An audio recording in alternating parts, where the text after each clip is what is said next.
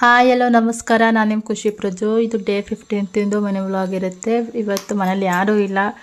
ಏನು ರೀಸನ್ನು ಅಂದರೆ ಇವತ್ತು ಆಷಾಢ ಫಸ್ಟ್ನೇ ಶುಕ್ರವಾರ ಇದ್ದಿದ್ದ ಕಾರಣ ಅಕ್ಕ ದೇವಸ್ಥಾನಕ್ಕೆ ಹೋದ್ಲು, ಇನ್ನು ಅಣ್ಣ ಡ್ಯೂಟಿಗೆ ಹೋದ.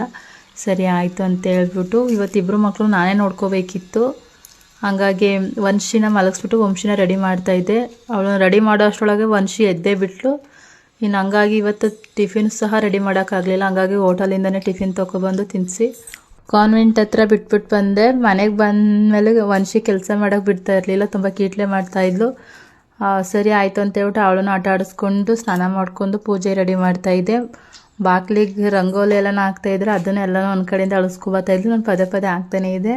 ಸರಿ ಆಯಿತು ಅಂತ ಹೇಳ್ಬಿಟ್ಟು ಅವಳನ್ನು ಹೆಂಗೋ ಆಟ ಆಡಿಸ್ಕೊಂಡು ದೇವ್ರ ಫೋಟೋ ಎಲ್ಲ ಕ್ಲೀನ್ ಮಾಡಿಕೊಂಡು ಪೂಜೆ ಮಾಡೋಣ ಅಂತ ಹೇಳ್ಬಿಟ್ಟು ರೆಡಿ ಮಾಡಿಕೊಂಡೆ.